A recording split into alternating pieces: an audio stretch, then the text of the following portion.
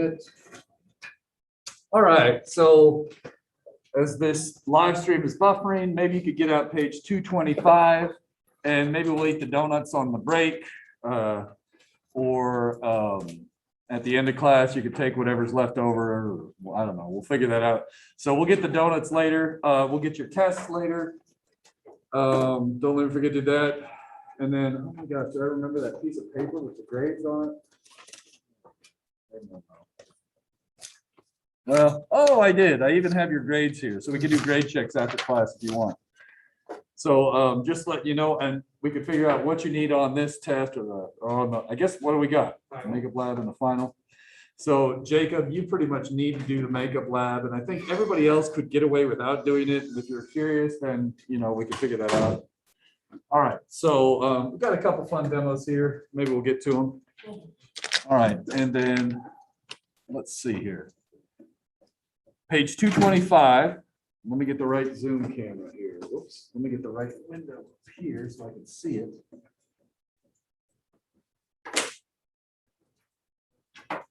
So Niles, if you want to get your tests, you could just pick it up tomorrow. You know what I'm saying? Sounds good. Yep.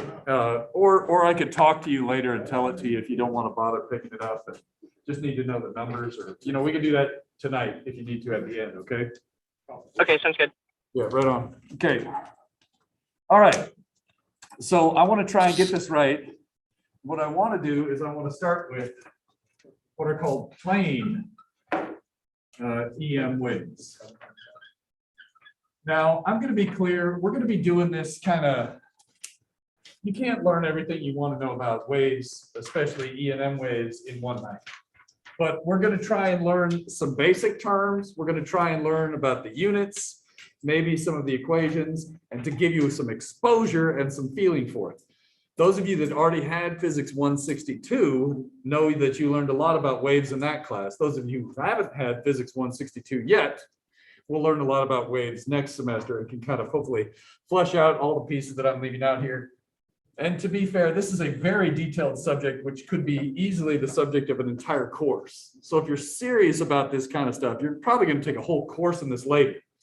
So I don't feel too bad if I just kind of gloss over it and do just the very, very basics. That said, the very basics do take a little bit of effort, but we can get through it. All right. So I want to understand these two equations. And I'm looking at the equations that are shown in the the third brick here, the E equals E max crap. Okay. I'm going to write that up. Niles, am I on the right screen? Or the right whiteboard, I mean? Yes. Thanks. What is this? J hat? Okay. And this is designed to match the picture that's on there. I'm going to draw that picture here. Oops, I don't like that. Let's see if I can get a darker blue. Shoot. If not.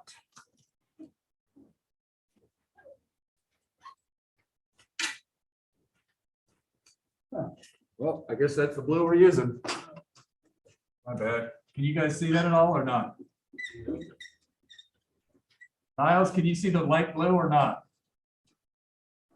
Yeah, looks good. Good enough? Okay.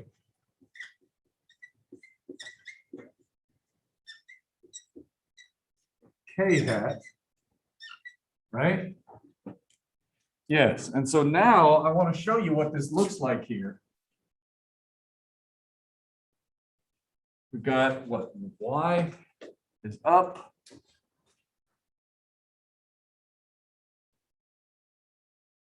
Z is out of the page.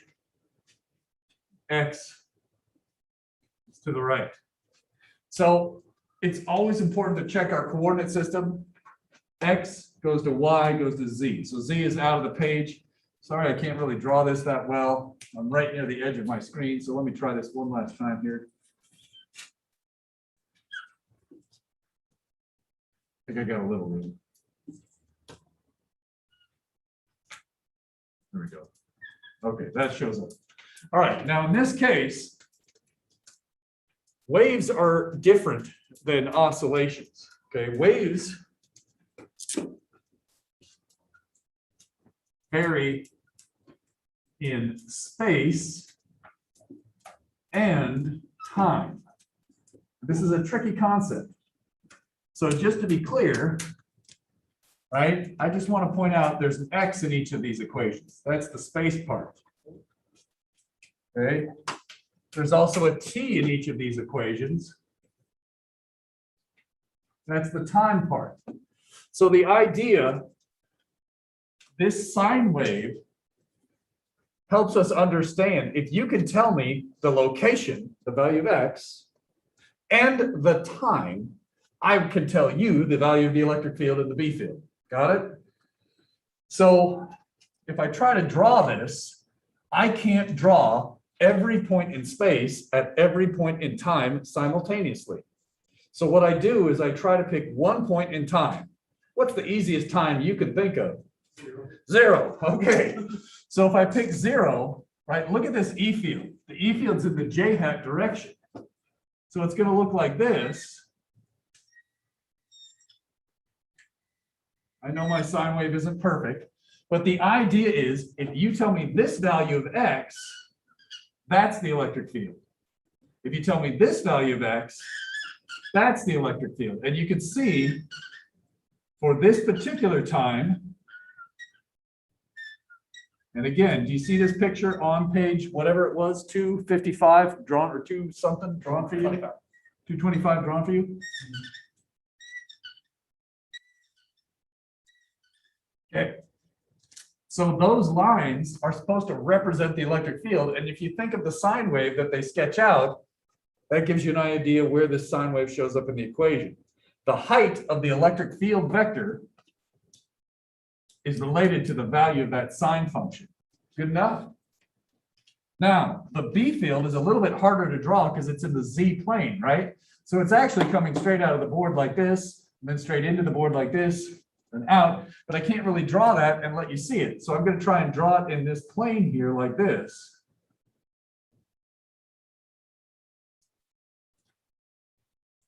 Does that kind of make sense what I'm trying to draw? It's actually coming out of the page. Cool with that? And then you try and draw it going into the page, and it's really hard to draw this.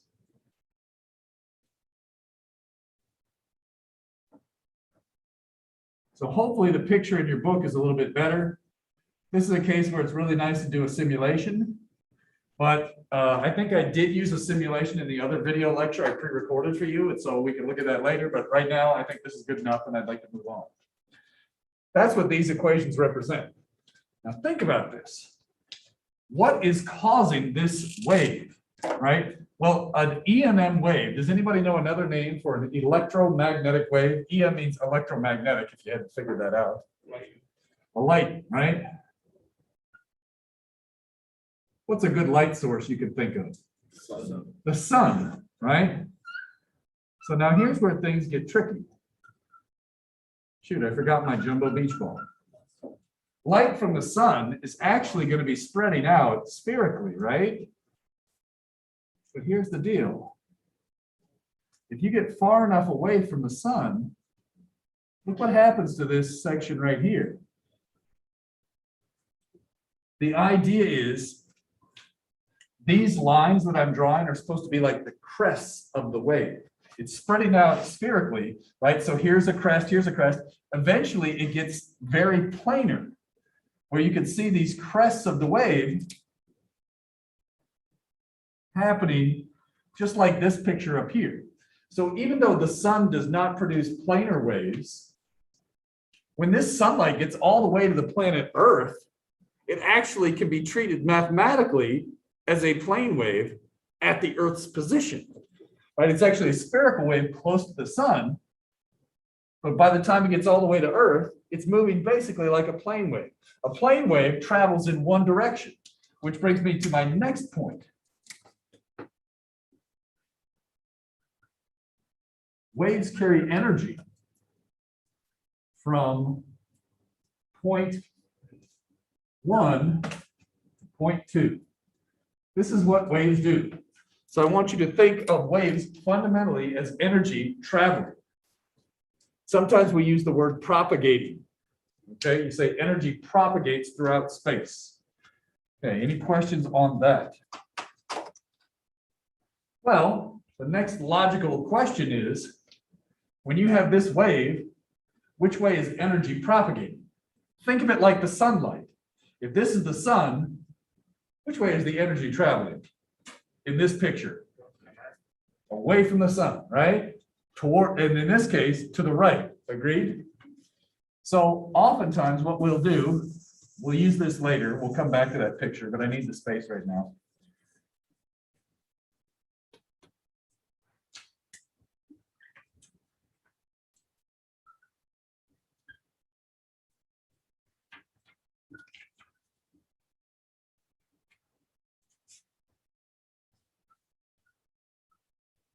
Oops. One of the things that we care about with waves is which way the energy travels. I'm going to show you a vector S. This is a new vector. It's equal to the electric field across the magnetic field over mu naught.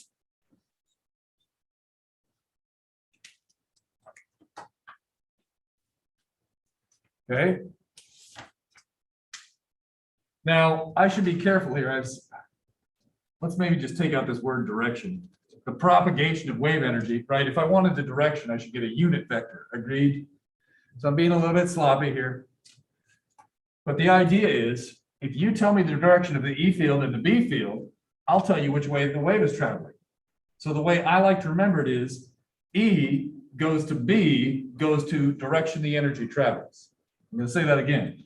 E goes to B, goes to which way the energy travels. Let's do it. Line up your fingers with the E field.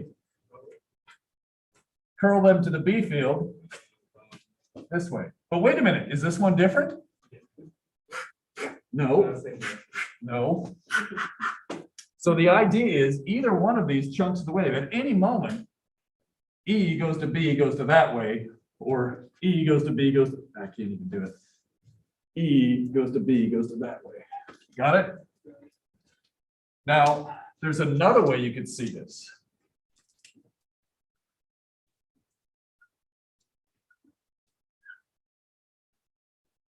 If we look at these two, actually, let me get some color in there.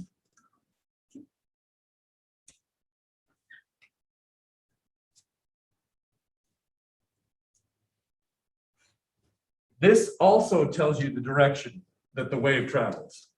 If you have an X with a minus sign here, that tells you positive I hat. If you had an X with a plus sign here, that would mean negative I hat. It's a little tricky. So these are the two ways you can figure out the wave direction. You can either look at this E goes to B, goes to the direction the energy travels, or you can look at the equations. If I give you an equation like this, if it said ky plus omega t, which way would the wave be traveling? Ky plus omega t, it would be in the negative j hat. If I said kz minus omega t, it would be in the positive k hat. So typically, what you care about now is passing the final. I would, if I was doing an exam question, I might give you the electric field vector and tell you which way the wave propagates, and ask you to tell me the direction of the B field. Or I could tell you the B field and the E field and say, which way does the energy travel? Or I could give you this equation and ask, which way does the energy travel? So far, so good. We'll do a practice problem like this in a few minutes. For now, I'd like to go on with the basics, okay? All right, so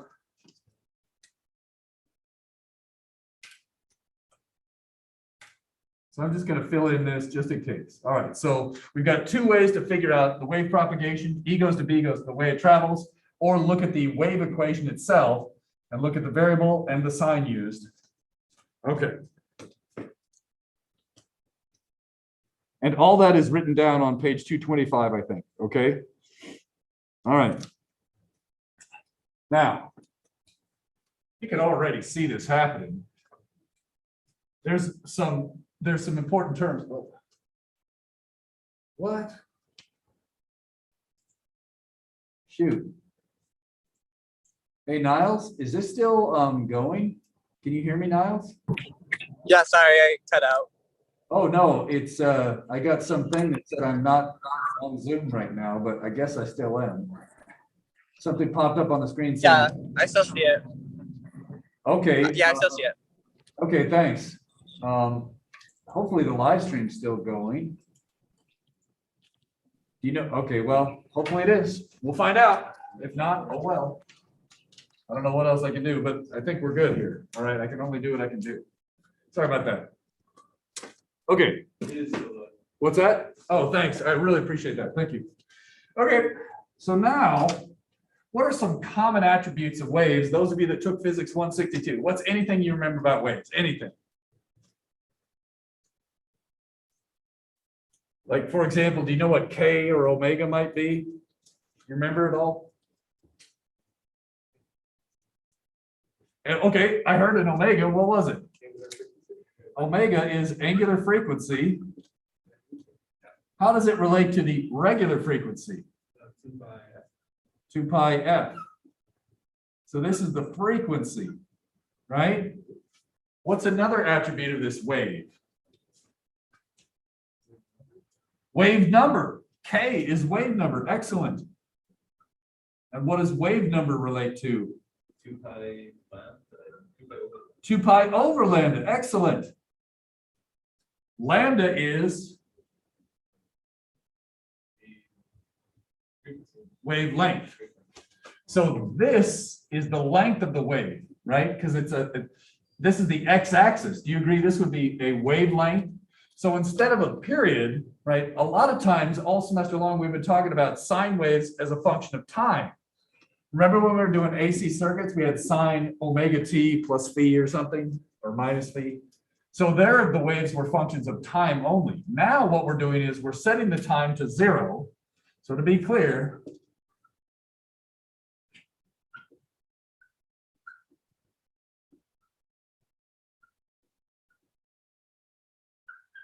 we're setting the time equal to 0 for this picture, and that allows us to see the length of the wave in meters. And what this interesting thing here is, K is wave number. And Len, if I write here, are you going to see it, or is it too low? Oh, maybe I'll write it here just in case.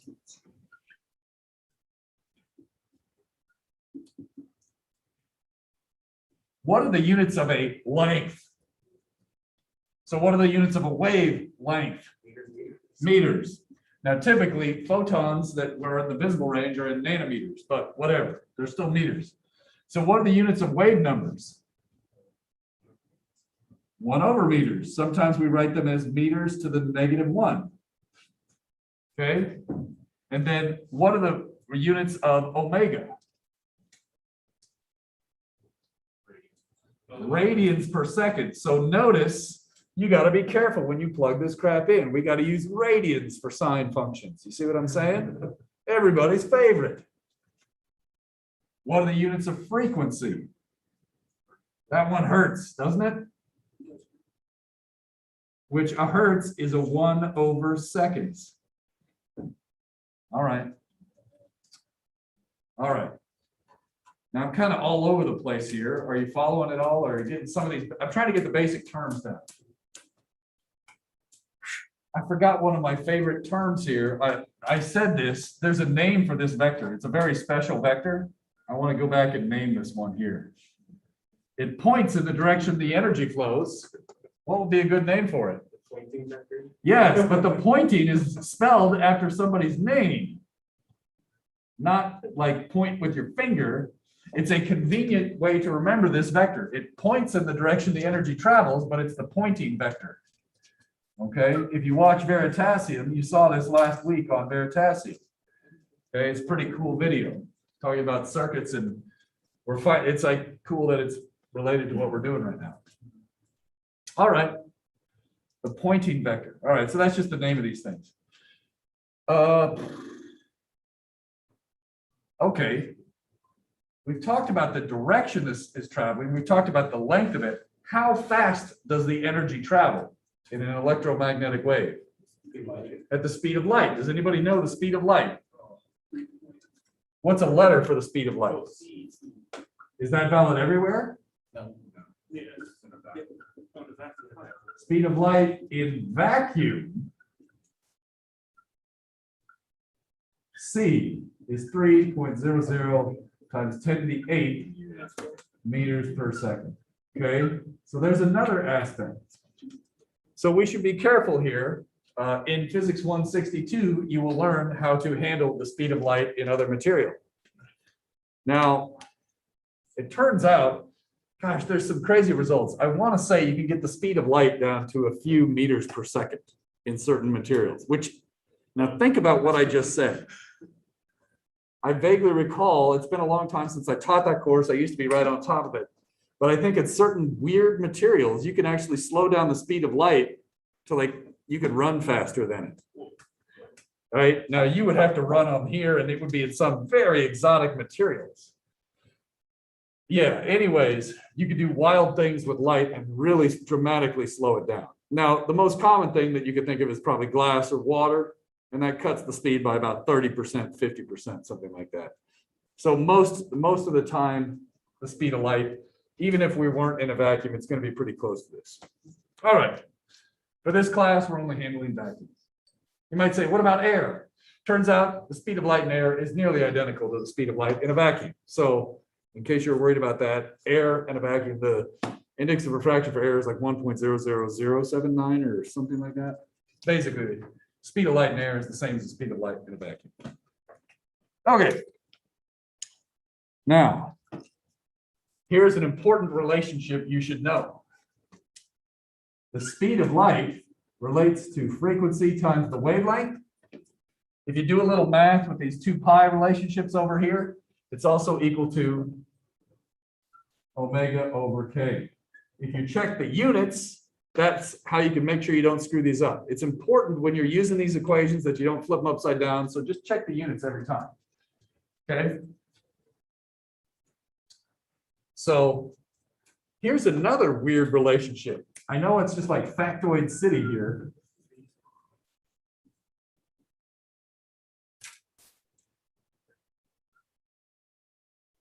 Remember our 2 physics constants, mu naught and epsilon naught, that we've been using all semester?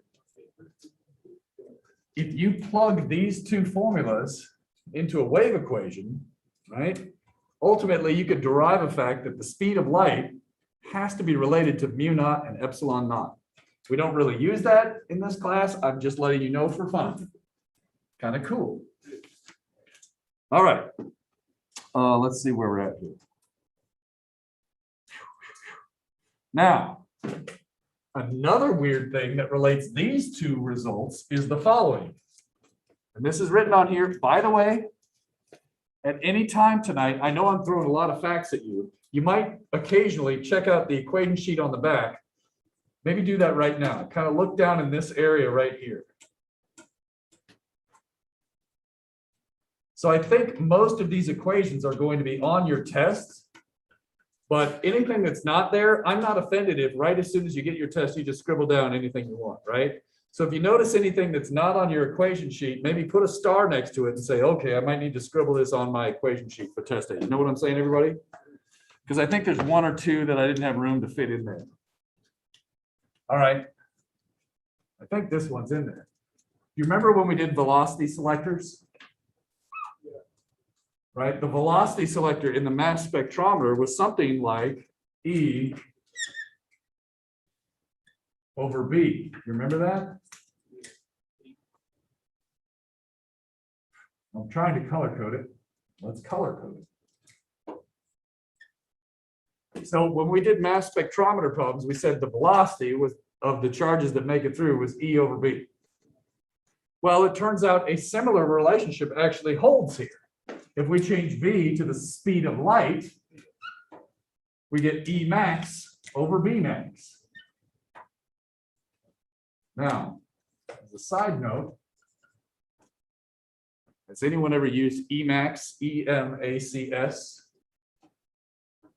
That's old school. That's like what we used to do. Like we used to use Telnet to send email messages. And Emacs, it's like ancient old school technology. Emacs. Yeah, you know what I'm talking about. That's old school, right? Oh, sorry, I just added you as old school now. My bad. Yeah, but that's fun. I don't know why that made me think of that. Obviously, the spelling's different, right? I thought you were saying max. Like, No, I was just throwing out a stupid computer joke. All right. Speaking of stupid jokes, sometimes it's easier. This is like one of the few things chemistry is good for, is stupid jokes. There's a Greek letter.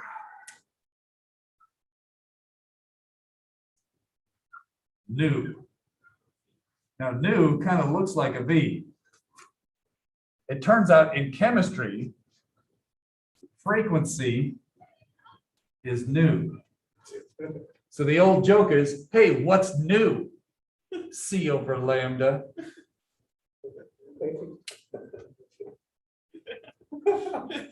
If it helps you remember, I'm happy. If it doesn't, hey, sometimes there's another way to go. You can say, hey, what's new, guys? E over H. I remember that one. Yeah, so it turns out the energy of a photon is related to some constant H times frequency. Well, if you replace that with nu, what's new? E over H. Ha ha ha. Not that good. Now we could replace F with C over lambda. Now, I want to point this out here, and maybe I'll try and draw a picture here.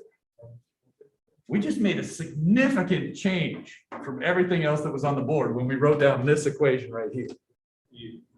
Okay, that's the energy of a photon. And this is on your book too. It's on the equation sheet, I think, right? Yeah. I'm going to try and draw some pictures on the other board and try and give you a feel for this. So let's go here. Okay. Imagine you have a laser beam. All right.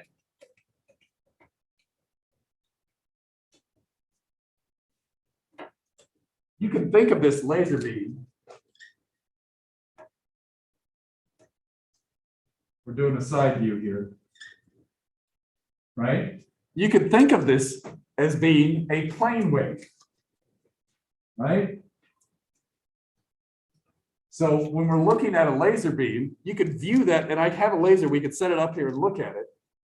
For the most part, the beam stays approximately the same size for a large distance. It's not perfect, it diverges a little bit, but for right now, just pretend the beam doesn't change size as you point it across the room.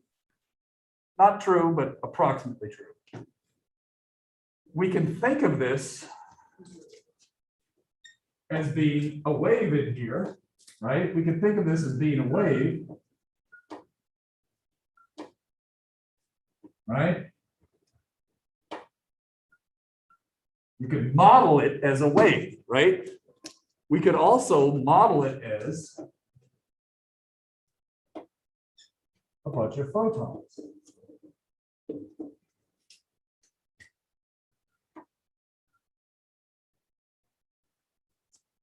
Particles, the corpuscular nature of light. Have you heard this phrase before? The corpuscular nature of light.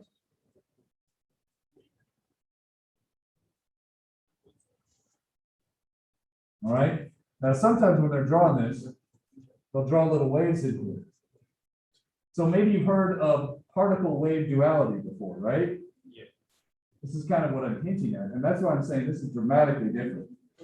I just want to point out, you could view this thing as a wave with an E vector and a B vector and a pointing vector, and there'd be all kinds of stuff we could talk about with that.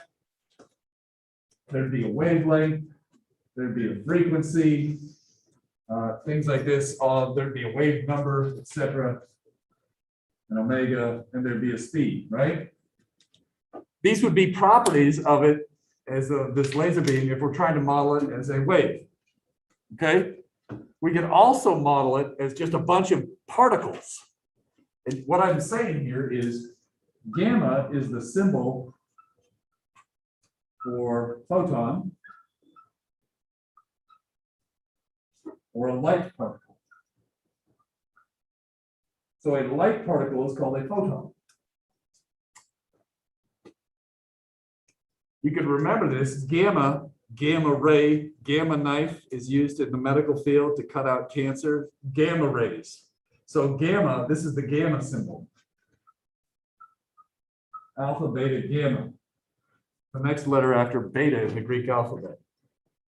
And what we do sometimes is we can talk about each of these as having some energy. Now you might be saying, what the heck is H? Does anybody know what H is? It's a constant. Who's constant? Planck. Max Planck.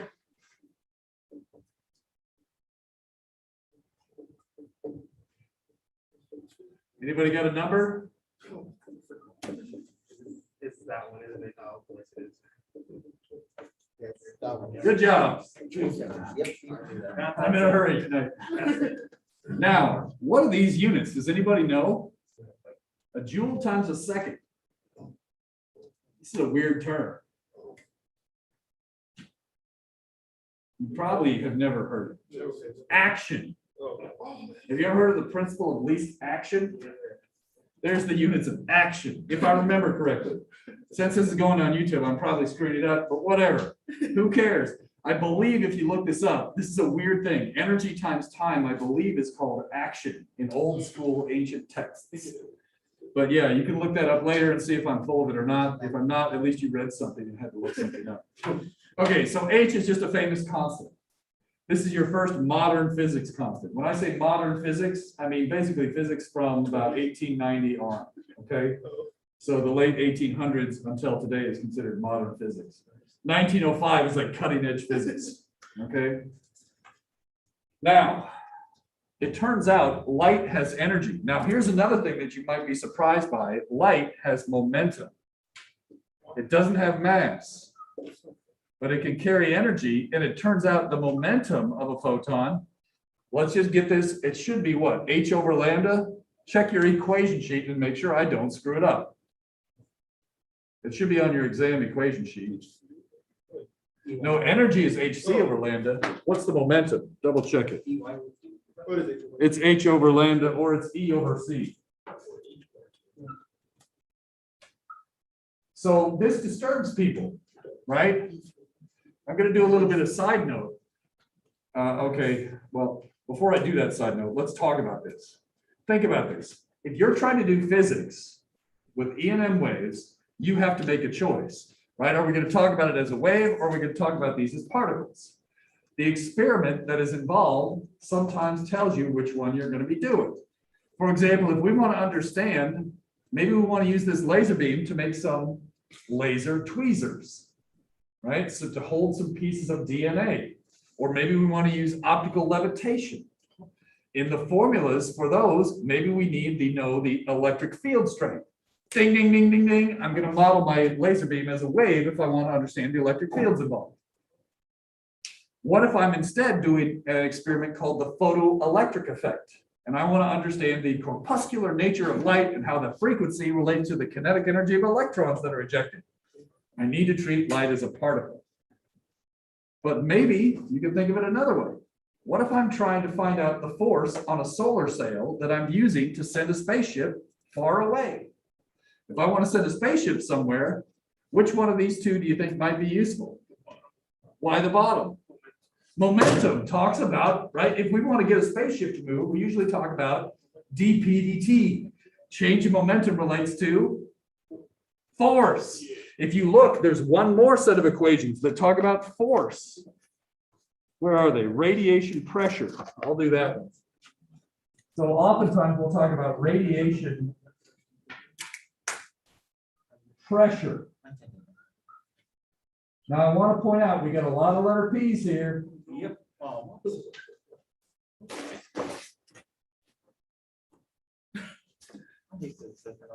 Yes.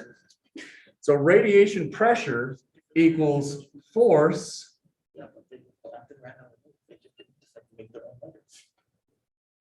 okay, force over area. Let's focus on this so we can get to the donuts. Guys, get away from the donuts. It's a long story. I can't tell you that one on YouTube. All right. Anyways, so force over area. Yeah, you don't want to make fun of a Nobel Prize winner in your YouTube lectures. All right. Next, guys, get away from the donuts.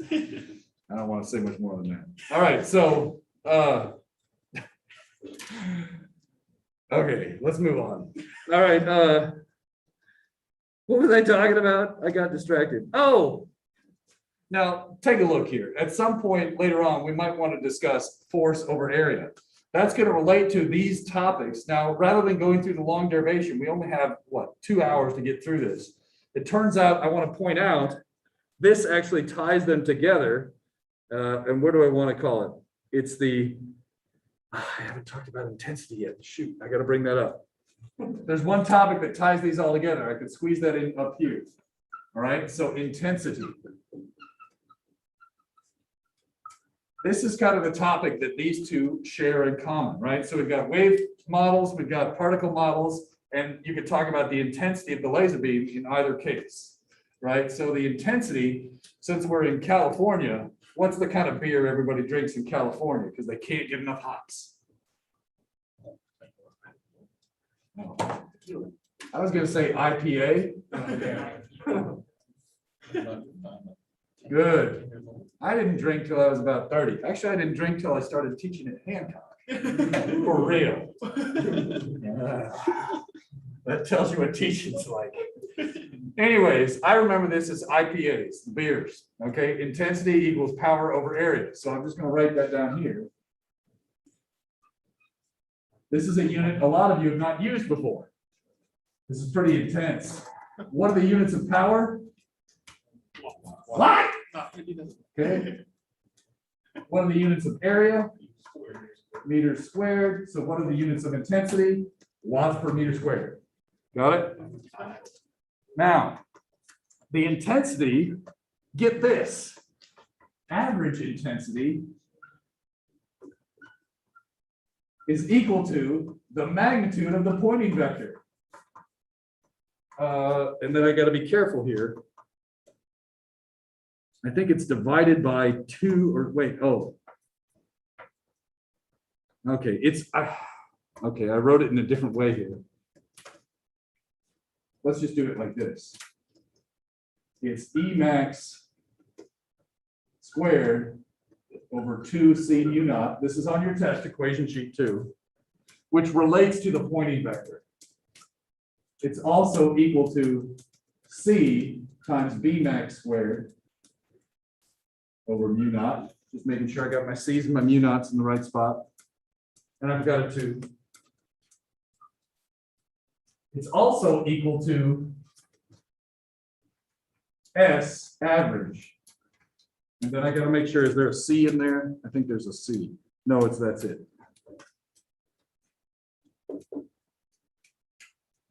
That's the average value of the magnitude of the Poynting vector. All right. Get hot. I better wear this many sweatshirts. Okay, now check this out. We discussed this earlier. We know that if you know the E field and the B field, you could get the Poynting vector. You could get the average of that, and that gives you the average intensity. So the Poynting vector talks about the intensity. The Poynting vector has 2 things in it. And let's go back and look at it. I know I'm all over the place, but we'll get there. Soon we'll get to practice problems. This Poynting vector tells you not only the propagation direction, which way the wave is pointed, so to speak, it also tells you the instantaneous intensity of the wave. So the Poynting vector, if you know the E field and the B field in this constant mu naught, you can tell me at any one point in the wave, what is the intensity right here, or here, or here. Now keep in mind, a split second later, this whole thing is moving, right? So what's happening is at 1 second in time and at one place in time, you could have an intensity. At a different place at the same point in time, you could have a different intensity. But on average, you could have an average intensity that is the same at any point in time or space for a plane wave. Got that? Now think about this. If you do an E cross B, look at these functions. Do you agree you're going to get sine squared? What's the average value of sine squared if you had to guess? Well, sine squared is going to vary between what 2 numbers? Sine squared sine squared does not, sine varies between -1 and 1. When you square it, what happens to the -1? So it goes between 0 and 1. What do you think the average is? It is 1/2. Gee, I wonder where this 1/2 comes from. Got it? Sine squared on average gives me the half. Now think. What about these C's and mu naughts and crap? Well, notice this has got an E squared in it. E squared is like B over C, right? Or sorry, E, oh gosh. Remember our equation right here? Let me write this so Niles can see it too.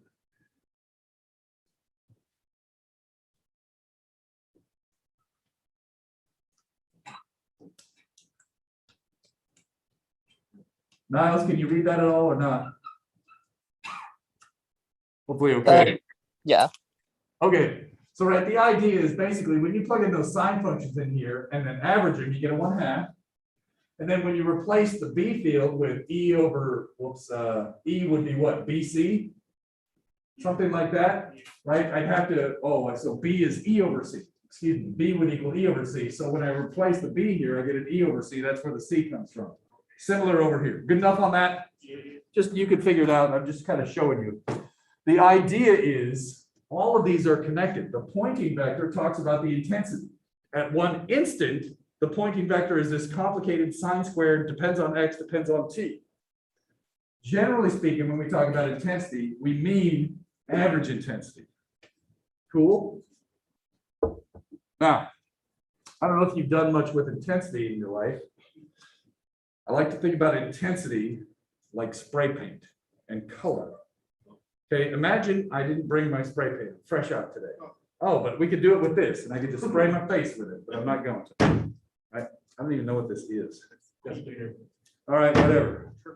But imagine, all right, screw it, let's do it. Okay, imagine I have a piece of paper here. If I spray it from far away, do you agree there's not much intensity there? There's not, versus if I spray it up here, whoops.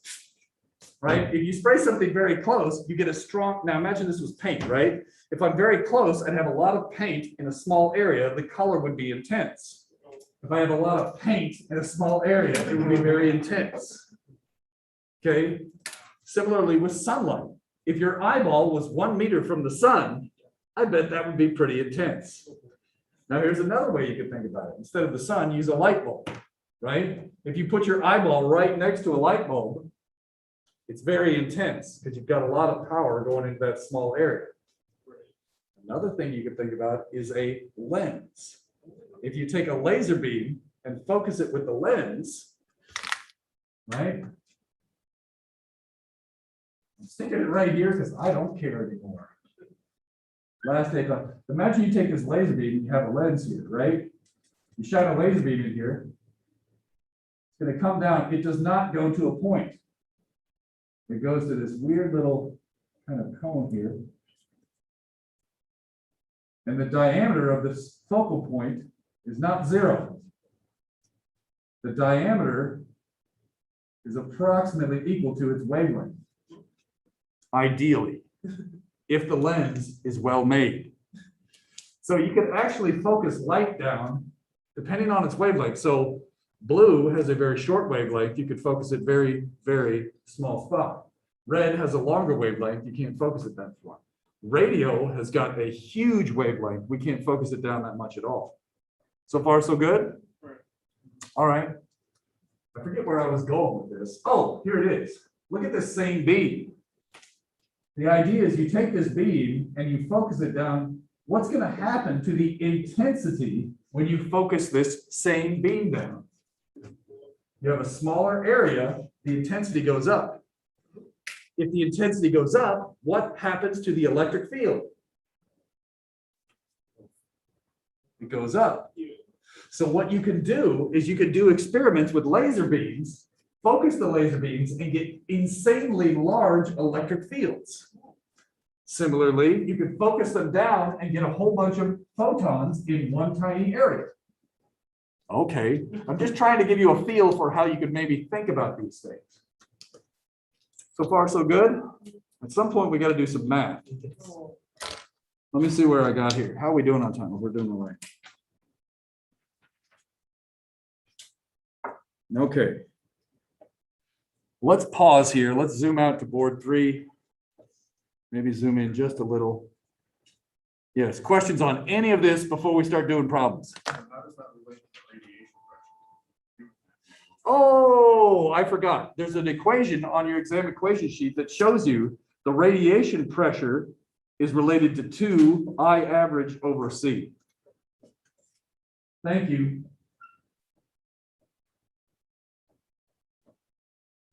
Thank you for reminding me. And so, let me just say number here. It's not necessarily 2. Okay, and let's look on your exam equation sheet and see what it says here. So this is one that you got to be careful for. So if you look on your exam equation sheet, do you agree I average, S average, same thing? S is the intensity of the wave, so average S, average, yeah. Now, what do I mean by number? If something, my shirt is pretty dark, right? So it's or my shorts are black. They're going to absorb a lot of light. So if the light hits my shorts, it's absorbed, the number would be 1. However, if light is reflected, you get a factor of 2 here, right? Because you're not only stopping the light from moving, you're reversing its momentum. Do you remember in physics 1 that it takes more energy to reverse something's momentum than to stop it? Yeah. That's what I'm talking about here. So depending on how much is absorbed versus reflected, you may get a number here, okay? It's not worth beating ourselves up on this. We'll discuss this more in the work problem. Okay, did that address that question? And I'm gonna get this so he can see. Sorry about that. Again, what we were just talking about there, just so it's caught on the camera for Niles on Zoom. The radiation pressure here is some number times the intensity. If it's reflected completely, you get a 2. If it's absorbed completely, you get a 1. In all other real life situations, it's some number between 1 and 2. But for now, who cares? This is on your equation sheet with a 1. Yes. On my equation sheet says S average over C. And that's what I was saying. Remember, I average is the same thing as S average. Okay, sweet. And so, yeah, these equation sheets and this book were written over the course of about 10 years. So this is one of the spots where it's a little bit inconsistent in the sense of I don't use the same symbols on the equation sheet as I do on this page, but they are the same. Is that good enough? Yeah, I see that. Thank you. I apologize. All right, other questions?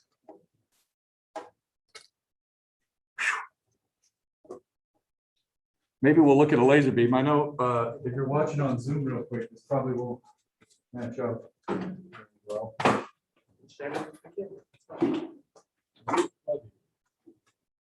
Can you maybe help me out? There's one right here. Yes. We'll maybe run this over that. Let's see if I can run this here. Basic laser safety. Make sure you know where the beam is going. Make sure it's off. Not good to get burned by a laser. Okay, now this is a 5 milliwatt laser. Does anybody know any? So again, just so people in Zoom, oops. People on Zoom, this is pointless to try and show you, all right? But I'm going to try and, oops. Can you turn that on for me while you're over there? Okay. I'm going to try my best for the Zoomers, and if it fails, I fail. No, just that. This one's off. Okay. So a classic thing you can do is you can use a piece of paper to block the laser beam. So now I'm going to turn this on. Now I can open the shield. Oops. Can I close it? Turn it off. Whoops. Whoops. Oh, maybe it was on already, and I made you turn it off. Try flip it the other way. No, turn it off and back on. So do it again. I think that outlet works. Oh, is that? We got an outlet that doesn't work. Okay, hold on. What's that? Let me try these 2 switches too. Okay, let's try it again. Try it again. There we go. Got it.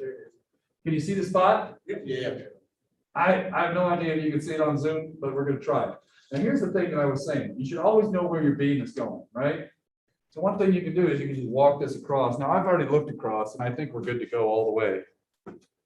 But now, whoops. Do you agree the spot's getting a little bit bigger? Yeah. There we go. You have the.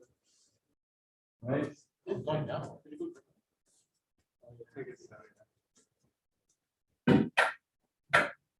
Right? So I don't know if you can see this spot on the wall. We need a little donut adjust. Well, it's sitting on a box of donuts. That's perfect. So there we go. All right. You can see this, you can follow it across. Do you agree this beam isn't actually a plane wave? Do you see it spreading out? Yeah. Do you agree it's approximately a plane wave?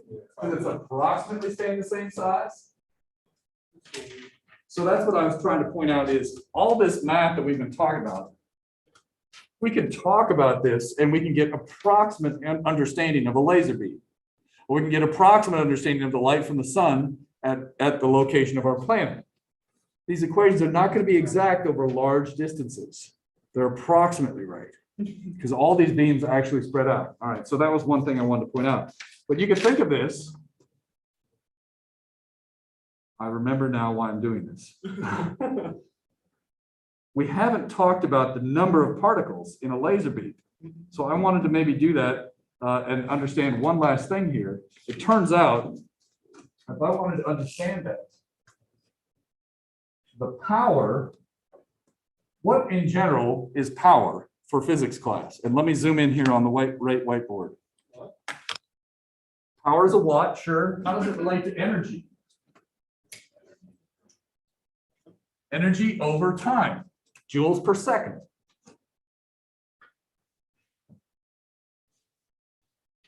Now, I want to point out another way we can think about this.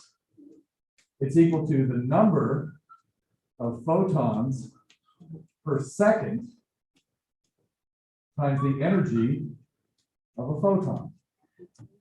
Now, I can't remember if it was version early class or version late class, but I was pretty sure this equation was involved in one of the test questions. And it's not on the equation sheet, and I don't remember if it's your test or the other class. What I'm saying is write this equation down and make sure you write it down on your test just in case it shows up. Do you know what I'm saying? And it's in one of the problems that we do, and I told you to do the problems, but I just don't want you to be surprised and say, oh, you didn't tell us that equation might be on the test. This equation might be on your test, it might not. Now I remembered what I was doing that for. The idea again was in that spot that we saw, we could try and figure out how many photons are actually hitting the paper every second. And this is the equation that relates to that. Sorry, I forgot to make that more clear, or maybe I didn't do the best job. Do you know the value of like how much energy in a photon?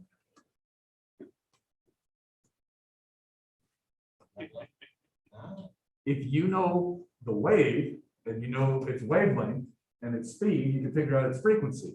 Once you know its frequency or its wavelength, you can figure out the energy of one photon. And then this laser is 5 milliwatts, say, just enough to cause temporary blindness or semi-permanent blindness if you get it in the eye. Don't stare at the laser. Okay, I turned it off. What's that? So 5 milliwatts is the over-under. I don't know if you noticed, most laser pointers are under 5 milliwatts because those are pretty much impossible. Well, it's very unlikely to cause permanent blindness with a laser pointer, even in the eye. Now, if you hold somebody's eye open and shine it through them, don't do that, right? But if you get a temporary flash, but 5 milliwatts is class 3.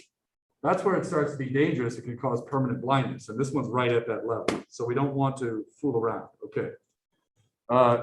To answer your question, you know the frequency of the wavelength, that gets you part of this. Or I could tell you the power of the number of photons per second and make you figure out the frequency. See what I'm saying? All right. Good. Other questions? Yes.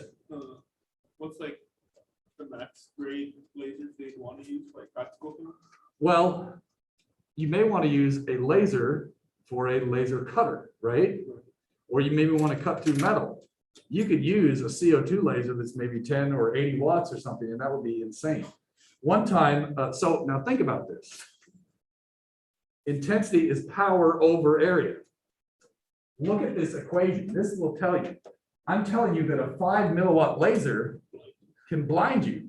Why is that? The area was tiny. It was like smaller than my finger, right? So now imagine, it's all about the power per unit area. Similarly, if you just put one of those really bright LEDs right next to your eyeball, you could maybe damage your eyeball. I haven't run it through, but right, some of these LEDs are brighter than the surface of the sun, if I'm not mistaken. It's like crazy how bright some of these LEDs are these days. But one time I was working in a lab and I had to reach over this table and adjust this mirror like this, and I accidentally caught the 10-watt laser. And it was so painful, my body spontaneously spasmed and I hit the ceiling. Right now it was a short ceiling, right? So it was a cramped little lab, but I went like that, and it burned holes through my shirts and just like all kinds of stuff. So a 10-watt laser is insanely powerful because you have 10 watts in that tiny area. So, but you could get much more powerful lasers, I'm sure. Maybe the military won't tell us, right? You know what I'm saying? But 10 watts is a lot of power for a laser. Got it? Yeah, that's whew. I don't know what they use for laser cutters on average. Probably somewhere in that watt range. Okay. Be an interesting thing to look up. I should. Other questions?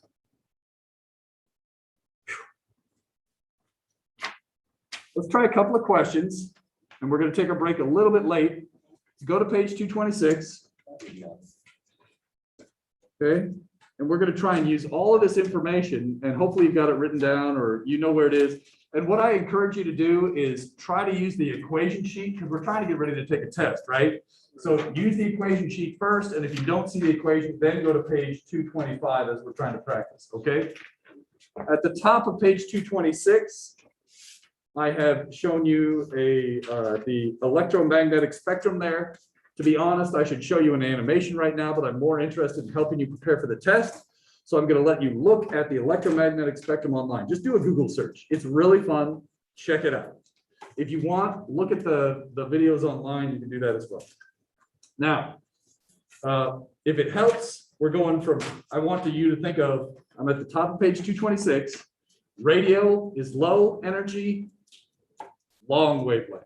Remember this, low energy, long wavelength, low energy, low frequency. That's related to this right here. Am I on the right board? Take a look. If you have a low energy, you must have a long wavelength or a low frequency. Got it? Remember that.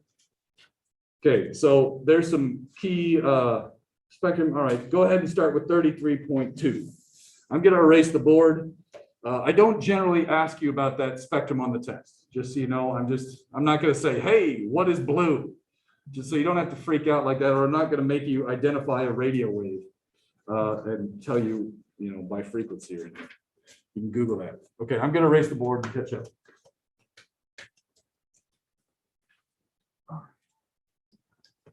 Ooh, it's hot.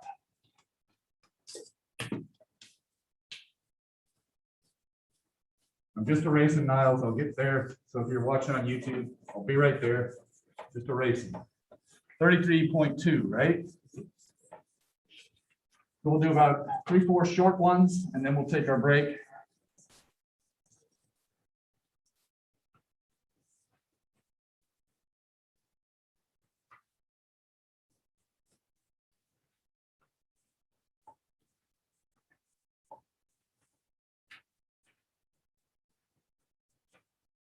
It's fun stuff.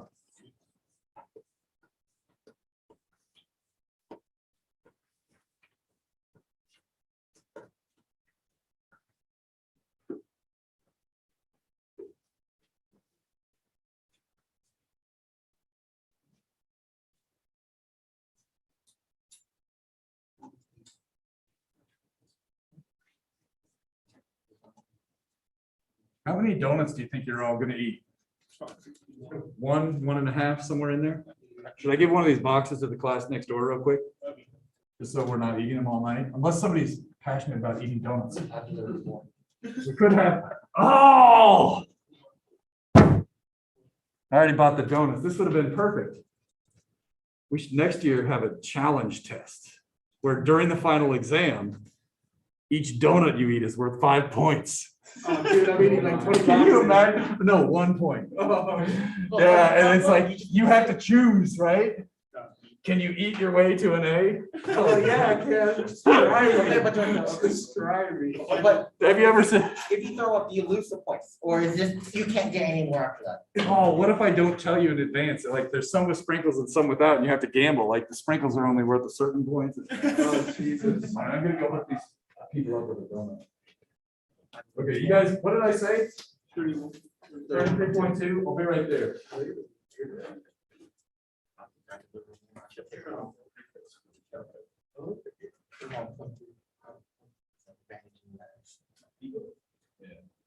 He goes, oh, they're gonna talk at the bottom.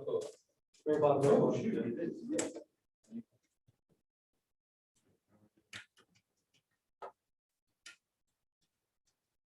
Talking about solar energy.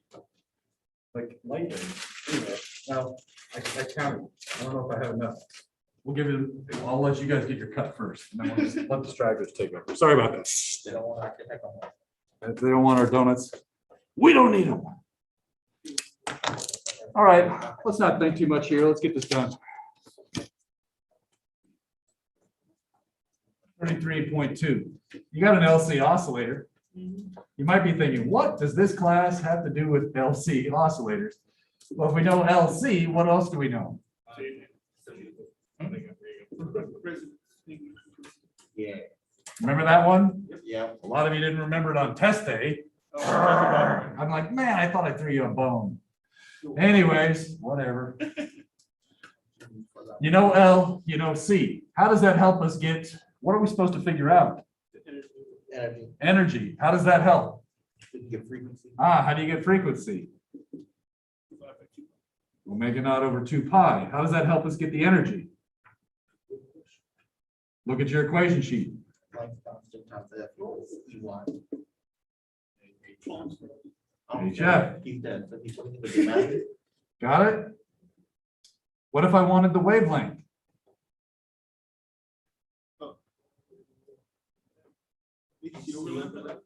Okay. That's true. What's another way to do it? How does C relate to wavelength? You should memorize this one. C equals what lambda? If you get frequency, you know lambda. If you get lambda, you know frequency. Agreed? This has got to be automatic. You need to know that. Okay? Just like you need to know this one, right? F and omega are related. Do you agree this would be easy to plug in some numbers and get it? Yeah. I'm going to leave that for you to do. But this is an example of how I could link this to an LC oscillator question. So far, so good? All right. Let's see. Is there anything else I was asked to? And now remember, oh, it says in both joules and eV. What's the conversion? Let me give you a hint. 1 eV. E in this class is, give me the number.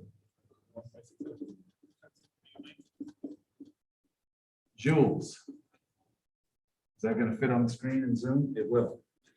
Now think about this. It's actually written right here, so you don't need to memorize this, but this is something I want you to always remember, okay? When you're doing these conversions and you have numbers that have 10 to the lots of little or lots of big, right? Large positive or negative powers, think about it like this. 1 EV, is it a lot of joules or a tiny amount of joules? Tiny, right? So keep this in mind, right? When you're doing your conversions and things on a test, or maybe in the real world, just kind of do a reality check. And when you go from joules to EVs, make sure you think, oh, if I'm going from joules to EVs, I should have a lot of EVs. If I'm going from EVs to joules, I should have not many joules, and that can help you check your tenderness. You know what I'm saying? Just always be checking, just check those powers, right? 1 EV is a tiny amount of energy. Let's write that.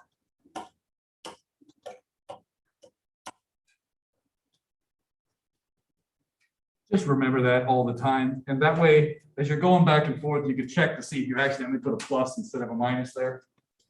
I'm sure I missed a test question like that. Okay, next. I feel like we're done with that. We don't need to plug in the numbers. You should plug in the numbers at home and make sure you're quick with your calculator. Let's do 33.3. Ooh, this sounds like my kind of problem. You got a microwave. It says 2.45 gigahertz. What is that? What variable have I written down in this question for you? Frequency. You can tell by the units or the fact that it says the word frequency in the problem. Now, I wish I had a microwave here. Oh, we've got one under these donuts. Okay.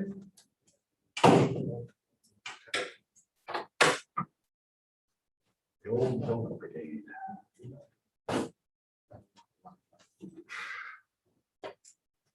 If you look on most microwaves, somewhere written on there, it tells you the operating frequency.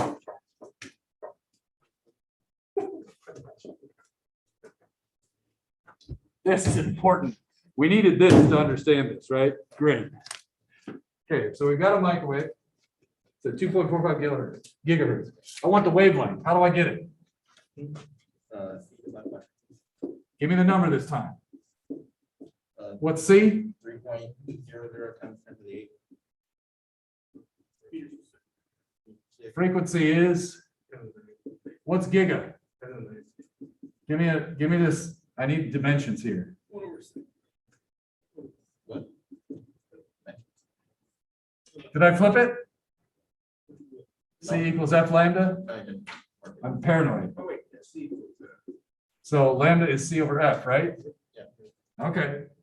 Did I write it down correctly? Give me a number.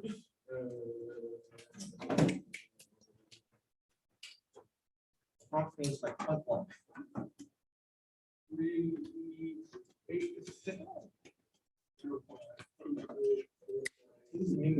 $122. 12.2 centimeters, maybe? Yeah. Hey, you guys are good.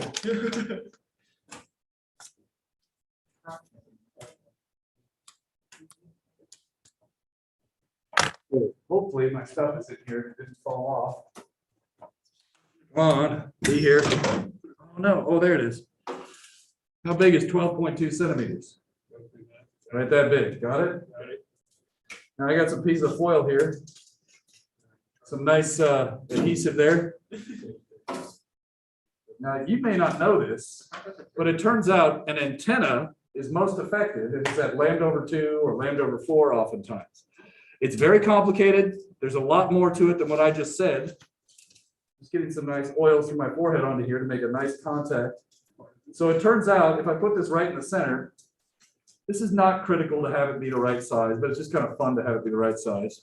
Oh, Not enough adhesive. Shouldn't have taken a shower this morning. Okay. Now,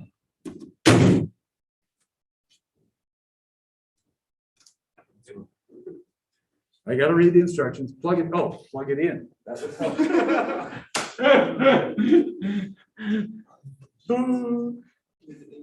the classic. Plug it in.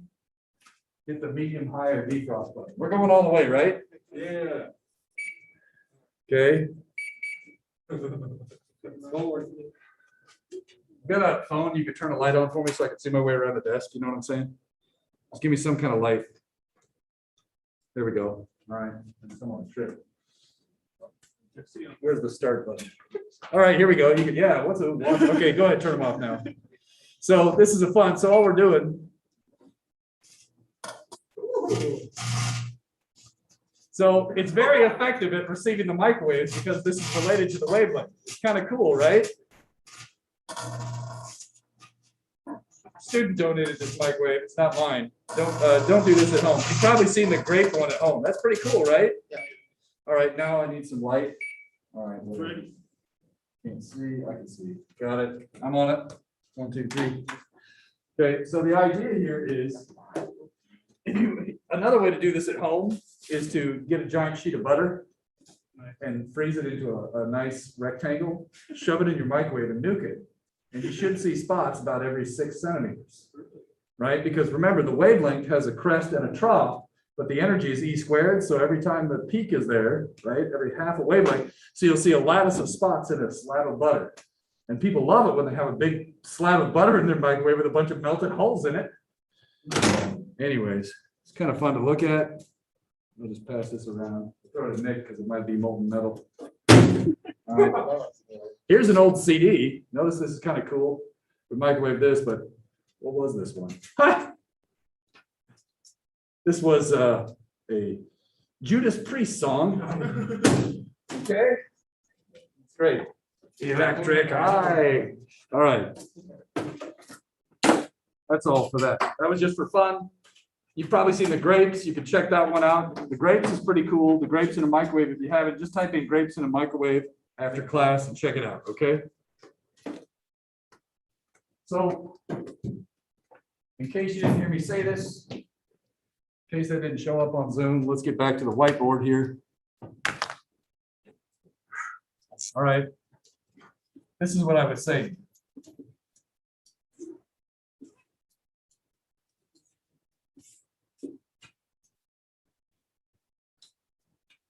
Now, let me put a star here. Gesundheit. Now, there is a lot more to antenna theory than what I'm talking about here. So much more, it's ridiculous. You could take a whole course in antenna theory, all right? And some of you may.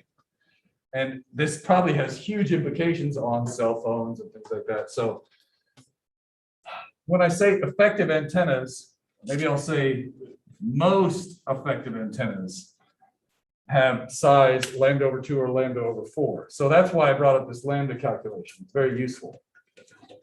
To be clear, many different antennas will work. You could probably stick in any chunk of metal in a microwave, and not mine, the student microwave. If you want to try different pieces of metal, you can bring them into lab tomorrow and we'll do it. Okay, we'll just do microwaving metal all day until this thing explodes. Okay. Hopefully not. As long as the microwave time is 10 to 20 seconds. Yeah, just throw it away, it's fine. Thank you. All right. So if you're curious about this, read more online. Check out the microwave grapes online. Done. Next.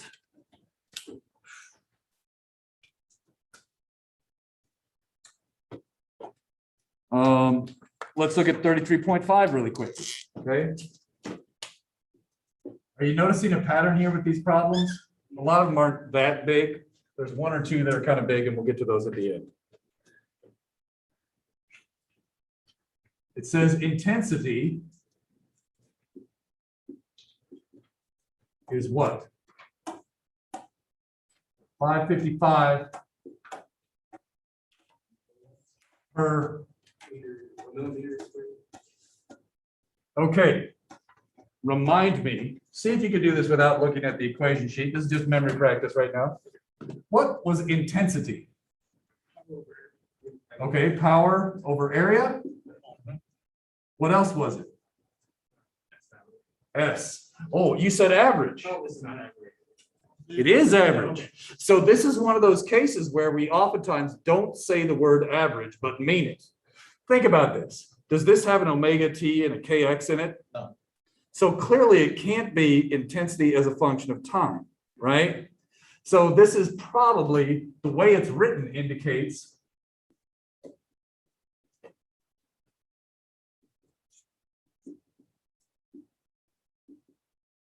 average intensity. Okay. If on test day you aren't sure, what do? Ask, and I'll say, oh, whoops, I meant average intensity. Sorry.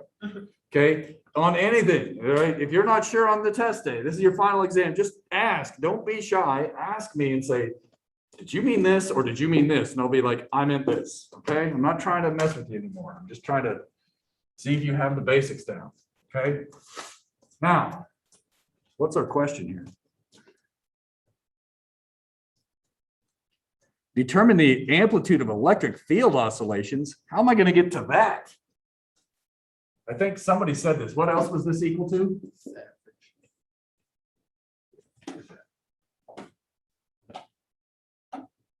We want the what?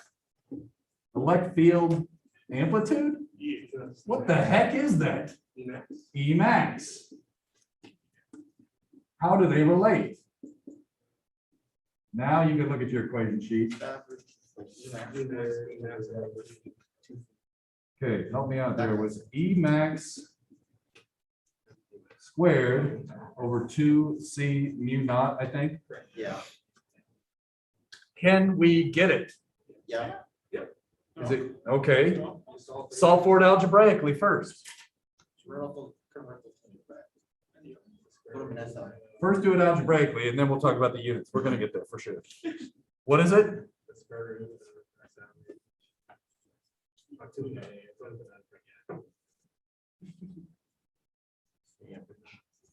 And yeah, the order doesn't matter, who cares? Generally, we stick the number out front. We probably stick the constants out front, so it'd probably be 2 mu naught CS average, whatever. Okay. What were you saying, Nick? Oh, convert like the below 7 units. Why do you want to convert? I don't understand. And everything like written in it or like calculated with SI. So Okay. Why is that a big deal? The constants. Look at your constants on your equation sheet, everybody. Nick caught it, but look at them. Look at C. What are the units on C? meter per second. Meters, not millimeters. What are on mu naught? Meters. Okay, so I know this is basic, but I had a student come up to me in the last class. They're like, I forgot how to do that. Somebody tell me how to do this because somebody's going to forget this. It's been a long time since Physics 110.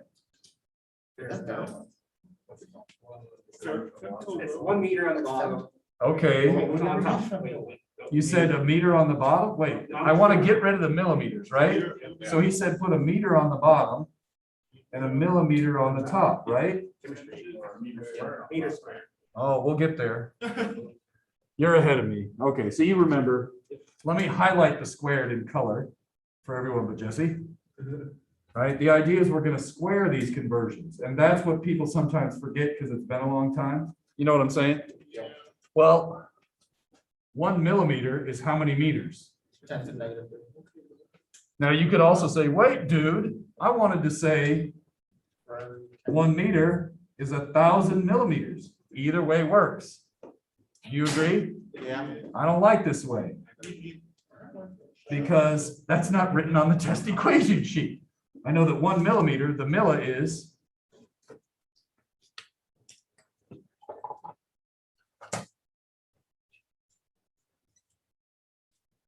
I could use the prefix in the sheet. You know what I'm saying? So I think when you do this, let's see, you're going to get a 10 to the 6th, 7th, 8th. What is this? Something like 5.55 times 10 to the 8th. What is F? Femto, 15. Yeah, I wouldn't be able to see that. It's covered up. This is on your exam equation sheet too, femto. If you look on the back of your book, it's kind of covered up by the barcode. Damn that Amazon. Whatever, but it'll be there on your test day. Is everybody okay that from here, the problem's pretty easy? I just want to make sure in case it's been a while, you're fresh on that. Feeling good so far? All right. I'm going to leave 33.6 for you. It's a pretty good problem. It's, that what talks about radio waves and it's kind of fun. Let's do 33.7 then take a break. Okay. 33.7 says you have red, green, and blue lights, blue light waves traveling through empty space. Rank the speeds. Talk to your neighbor, not to me. Rank the speeds of each color. Which one's fastest? You have red light, green light, and blue light. This is like enhanced Squid Game. Every chemistry teacher they have to look below rental wavelength. Man, I can't wait to eat a donut. Just like you can have a chemistry that doesn't have to. Okay. What do you think? Which one's fastest? They're all the same. I may guess. All right. The old joke. Remember, so the point of this problem is one thing and one thing only. Frequency does not equal speed. What number was this? 33.7. All same speed in vacuum. Well, what do you think? No. Yes. What does a prism do? Oh, it separates. It disperses the lights, right? It disperses the different colors by speed. Oh. Yeah. So it turns out, let's think about this. You got red light and you've got blue light. Those are right. Which one is a small wavelength, red or blue? Okay, blue is the short wavelength. Which one is high energy? Blue, okay? This is how I think of it. UV gives you skin cancer. It's got to have a lot of energy. X-rays, right? They've got a lot of energy. A lot of energy, a lot of wiggles, high frequency, short wavelength. Radio waves can bend around buildings or roads. Long wavelength, low energy. Okay. So which, red or blue, is more likely to interact with particles in the air? Why? It wiggles more. All right. Oh, yeah. Hopefully this aquarium works. Oh.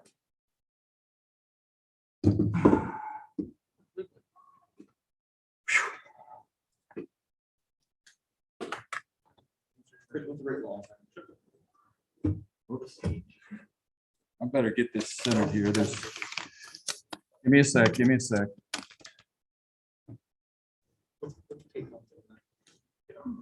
Okay. Now, this is just for fun.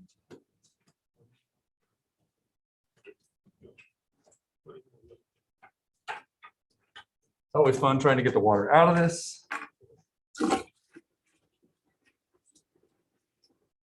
That's probably enough.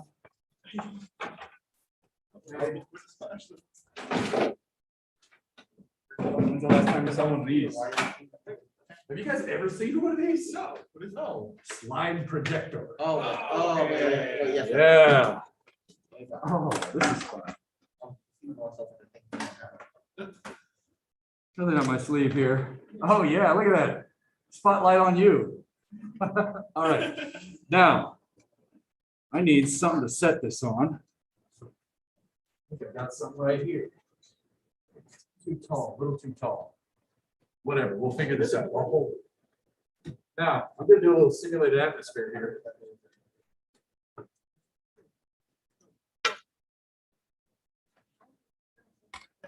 Okay, so you're probably going to want to be online with this beam. So if you want to see what's cool here, probably going to have to come over here, and you guys may have to take turns and let other people see this. So I'll shoot this down the line here, right? I have some high quality scattering agent. I'm going to call this pollution here. And I think I might even, oh, I can maybe even angle it up. So this is what I'm going to do. I'm going to put in a little bit of pollution here. Now I'm going to hit the lights. And I forgot where okay, here it is. I'm going to keep adding some pollution to the atmosphere. So think of the water in the tank as the atmosphere. You see the color of the light changing? You might even be able to look at the spot on the back wall. Look at it. Dispersing this pollution nice and evenly. Look at the color of the spot on the back wall. And if I can, I'll try and point this right at the camera there. You can't see it yet. What color is it turning a little bit, in your opinion? Okay, let's add a little bit more. Give it a second.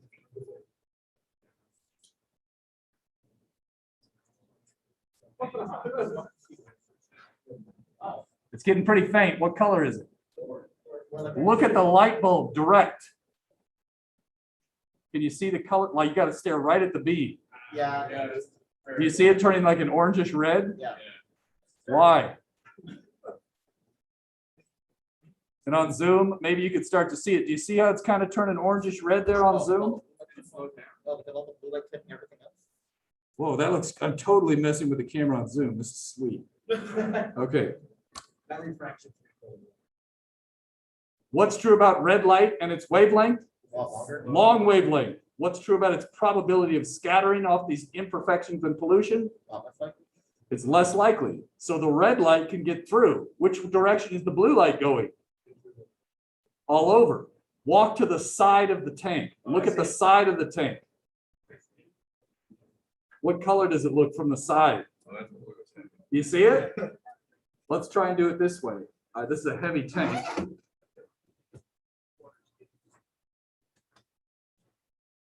Watch me break this and just spill over everything.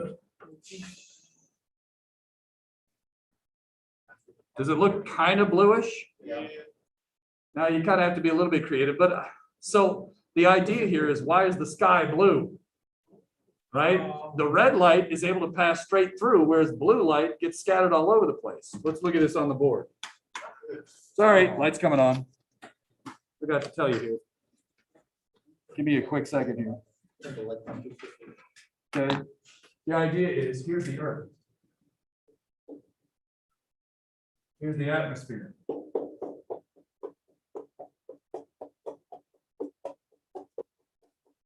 So imagine you have red and blue light coming in all over the place.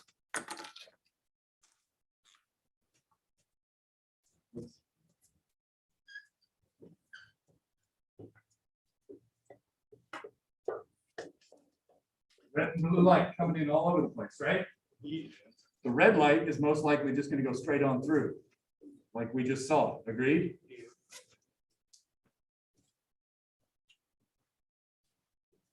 I know this takes a while. Now the blue light, do you agree the blue light is more likely to interact with the atmospheric molecules and scatter? Sometimes it's going to go this way, this way, this way, this way, this way, this way, this way, this way. But on average, at midday, there's going to be some that are going towards you that weren't in the straight line path. So if you're sitting right here, you might get one red, but maybe 3 or 4 blues. You're getting more blue. So this is why at midday, the scattering from other spots comes to your eye and makes the sky look that nice blue intense color. At sunset, we're coming in hot. At sunset, right, when it's low to the horizon, the blue is more likely to get scattered away, and it's got to go through a whole bunch, but the red is the only one likely to get through to your eyeball. That's why the sunset's red. Stare at the sun. Sky's blue. Let's take a break. I need that donut. About like midday in a very fluid area, you know. Like Bangkok at midday is red. Yeah. Yeah, it's absolutely red. So, and this was what was interesting, right? During COVID, all these places, all the pollution went away and they could actually see the sun again. Yeah. It's disturbing. And I mean, yeah, it's kind of crazy, but absolutely. I was in Bangkok once at midday. I'm like, oh my gosh, it looks like a sunset. It's crazy. Yeah. Blue light get like stretched. What's that? Blue light be stretched to. If only we could learn about that in physics 162, get out of jail free. But yeah, we can talk about that later. I want to get to my donut. Yeah. I'm basically just, no, I want to eat donuts. All right, so let's do that. Let's take a quick break. Niles, any questions from you on there? Are you good right now? I'm good. All right, Niles, sorry, I forgot to tell you I was giving out donuts today, but whatever. Oh, that's okay. It's just a donut, right? All right, we're gonna take a quick break. We'll get back into it in a few minutes. Rotation, like shared.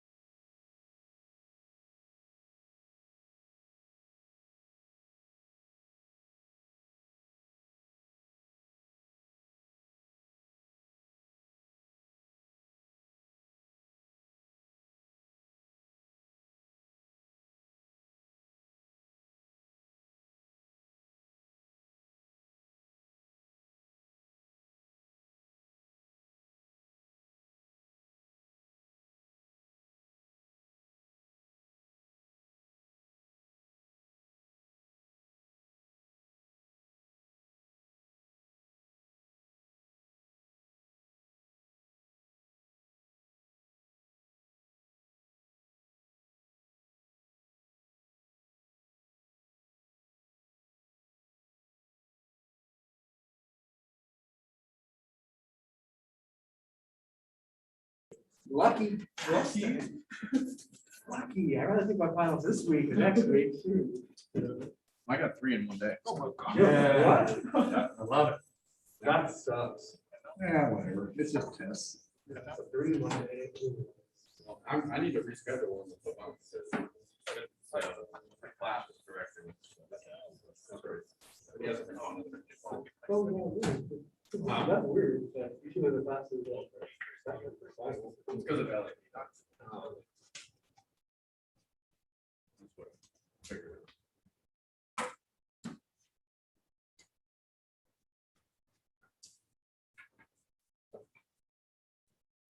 Get on this board too. So we're basically gonna do a couple more practice problems and then get out of here, all right? And then I've got your tests, I'll give those back. I've got grades, we'll check those at the end, all right?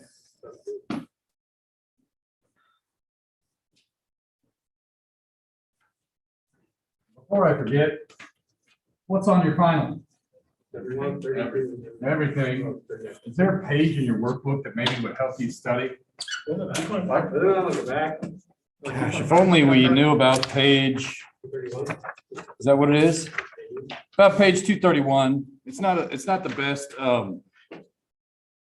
summary, right? But that kind of tells you. So if you're looking at page 231 in the workbook, that tells you kind of what I go through in my mind when I'm making the final. That doesn't mean the final is going to look exactly like that. So to be clear, there might be something that's not in that list, or there might be some, but it's pretty much stuff like that. And you can imagine, like maybe I'll throw a Biot-Savart law on one problem and a continuous distribution of charge on the other, because they both require an integral, right? So like just that kind of idea, right? Or like one class I might do a capacitor circuit, another one I might do a resistor circuit, stuff like that.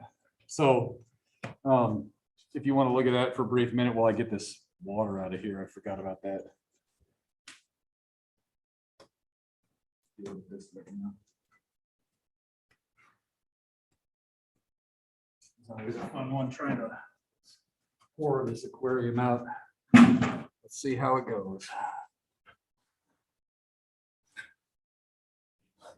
Nah. That way if I spill, it's on me.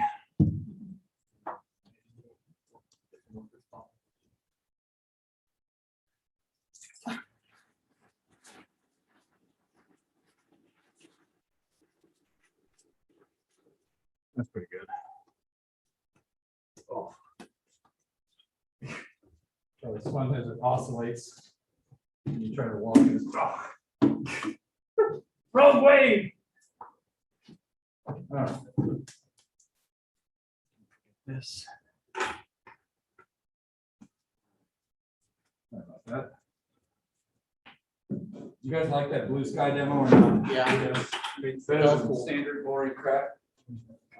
He's having like a metal ring toss out. Let's see. Where are we at now? Now I can't see anything. Take a look at 33.9. Oh yeah, let's get some extra bass. All right. It's gonna be the weirdest video afterwards, right? 32.9. Let's just do the first one, case one. Okay.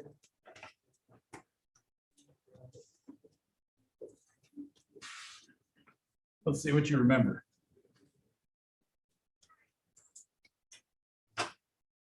Got an E field to the left.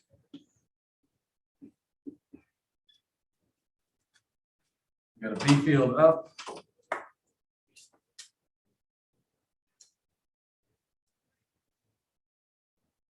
And we're told the coordinate system is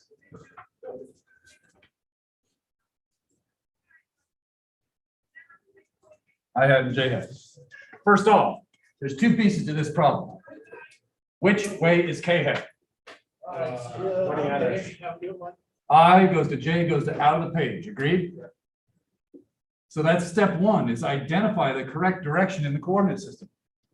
Oh, yeah, go for it. I feel better. Are you guys? No, good? Oh, yeah. This guy's had like four, so No, you're good. hey, 3. Three, my bad. Yeah, I'm taking a shot. Yeah, hit it up, man. Yeah, we'll talk to you later. See ya. Yep, all right. Which way does the wave propagate? How did you know that? Point your hand to E, then curl your fingers to B, thumb points the direction. E goes to B, goes to direction the wave travels. E goes to B, thumb points into the page, which corresponds to negative K hat.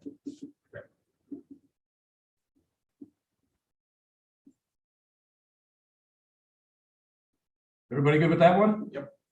Now notice there was 2 steps. Make sure you understand your coordinate system, then do E goes to B goes to which way the wave travels. Especially with these problems. I've seen it many different ways on the internet. People do lots of different coordinate systems for electromagnetic wave problems. Just telling you what I've seen, okay? So notice case 2, what's the first thing you notice? Okay, that's splitting up. It's a weird coordinate system. So you got to figure out the coordinate system first. Let's do it. Screw it. Which way is J hat? Wait, is it? Oh, wait, nope, nope. What's the wheel of pain?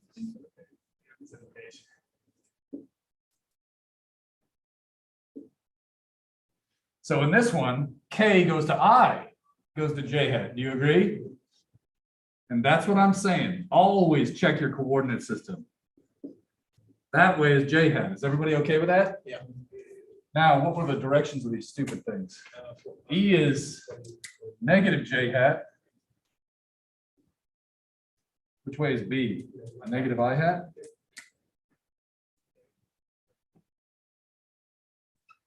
Which way does the wave propagate? E goes to B, goes to negative K hat in this problem?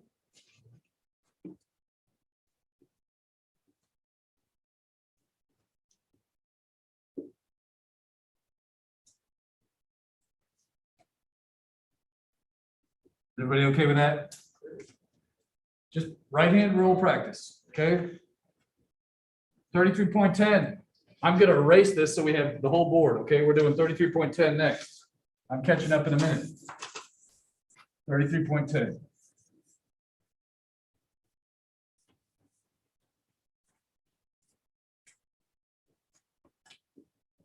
Make sure I'm on the right board. Yes, I am. It says we're still live streaming.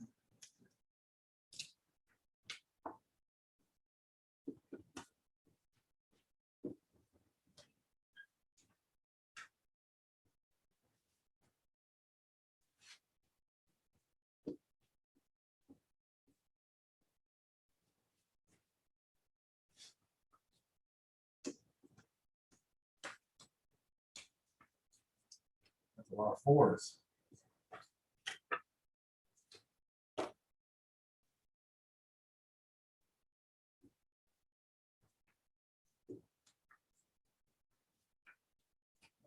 Curly brackets, so it's easier to see where it starts and ends.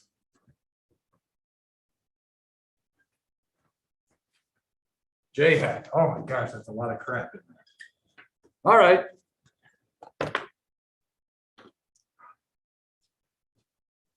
Okay, before we try to figure out what it asks us to figure out, let's write down what we know.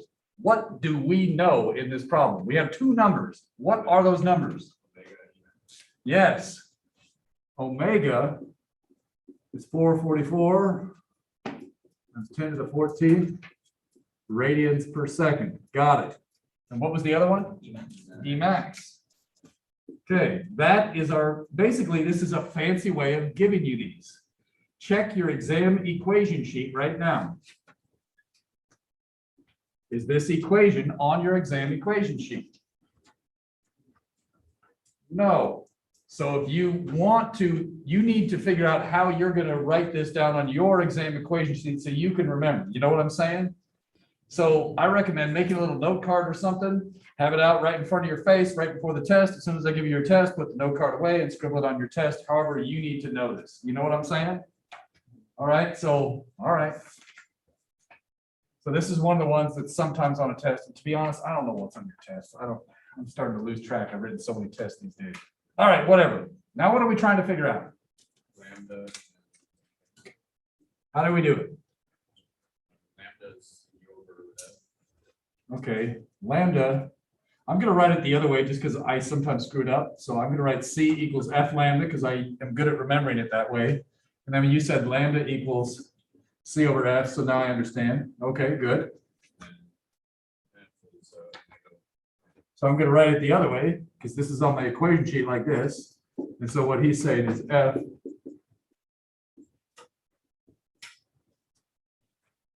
aha, can we get lambda? Yes.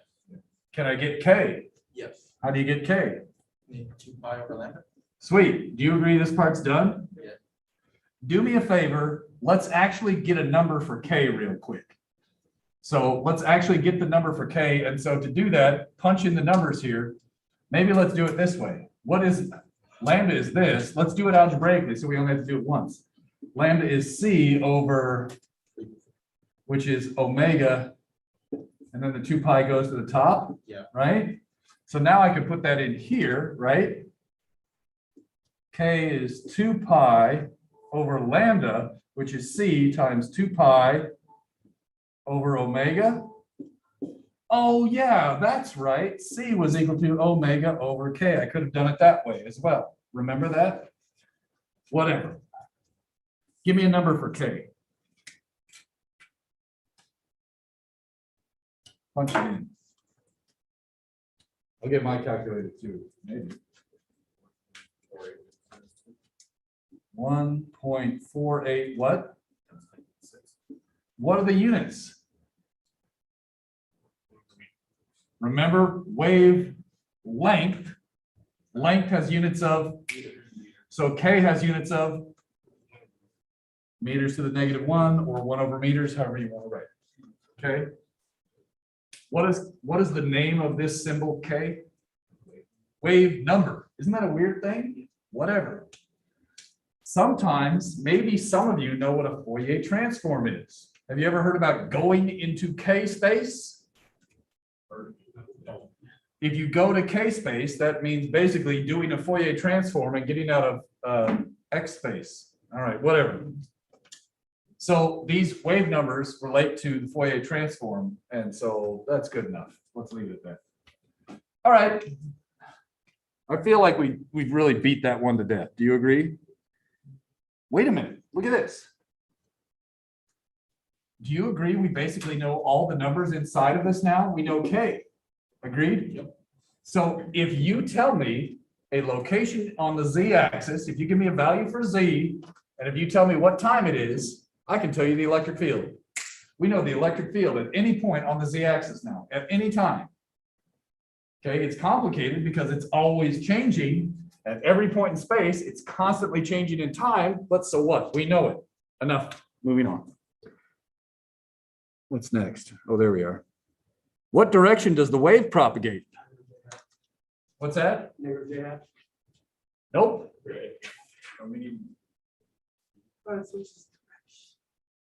There was 2 ways to figure out which way it propagates. Do we know the B field? No. So can we do E goes to B goes to way the wave travels? No, we need the other way. We can do KX minus. Well, I don't have KX. What do I have? Oh, that's the reason. KZ. So it's either plus or minus Z, right? So because I have a minus sign and physics is hard, that means it's the positive Z direction. Got it? It's the standard coordinate system, right? What's that? It's just standard coordinate system. Well, yeah. And so the coordinate system doesn't affect, this, right? So we don't know the coordinate system here, but we do know we are assuming a standard coordinate system unless otherwise specified.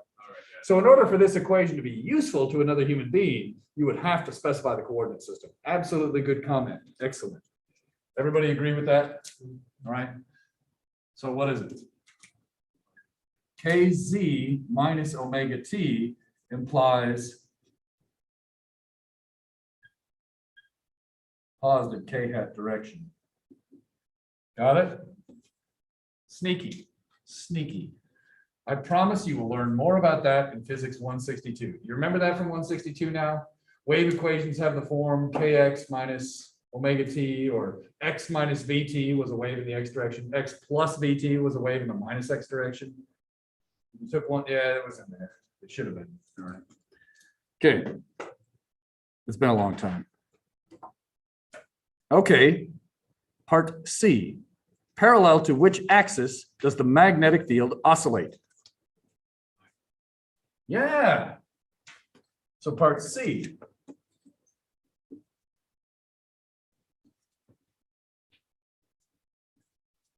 Now, I want to take this a level further. We know S is E cross B over mu naught. And now I'm trying to make this color coded.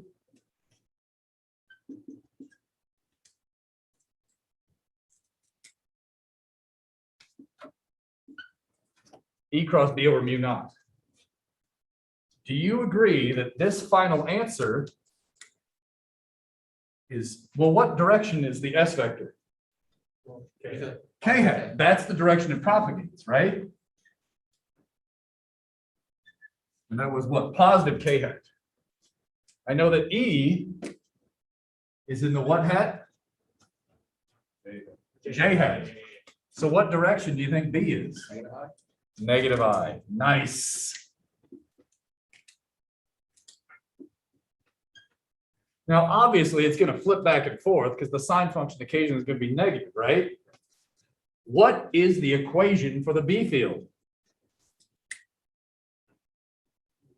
It's going to be B max sine of KZ for this wave, because it's going in the Z direction, minus omega T in the negative I hat. Do you see what I'm saying? So these are, we could actually figure this stuff out. Do we know what K is? Yes. Do we know what omega is? Yes. Do we know what B max is? Could we get B max? Yes. Where would you look to figure out a formula to figure out B max, people? Is that E equals B max over B max? Something like that. Check the equation sheet so we don't flip it upside down. Yep, E max over B max. Nice job. Because don't give me extra energy so I can stay awake for this. We need more donuts. Okay, next time, I'm just gonna have like a holster of donuts. Whenever I see you falling asleep, I'll just throw it in your mouth. Oh, we got masks on, can't do it. Okay. Oh, jeez, I can't wait to finish this class. All right, last one, right? Okay. Oh, that was part D, wasn't it? Do you agree we could get part D? Yeah.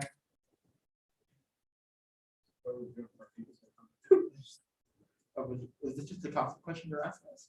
I was just having fun. Ah. It just seemed like the logical thing to ask, right? So it just happened to also be part D. Do you agree that's determinable? Yep. Wave intensity. How do you get wave intensity?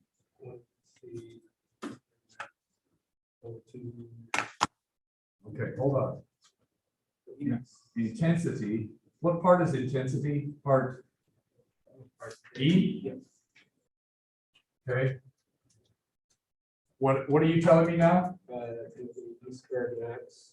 Ah, is that intensity? That's the average intensity. And in general, for this part, if I don't specify, I mean average intensity. So you are correct in this case. Do you have a formula to not get average? What's that? We- Yes, and I'll show you. I average is equal to E max squared over what? 2C mu naught? Yes. And I should probably color code that. And you notice how this is not a vector anymore, right? Okay. Is there another way to do it? Do E max times B max over 2, you're not, I was gonna say this one. Yeah. oh, that's that one, yes. Now, do you recall that I average is equal to S average? Yep. What is S? Pointing vector, No, it's the magnitude. of the, Pointing vector. yes. You see the subtle difference there? Sir. Nice job. You were right. basically. So Nick asked me, is there a way to get the intensity? Not average. Let's say I want to get the instantaneous.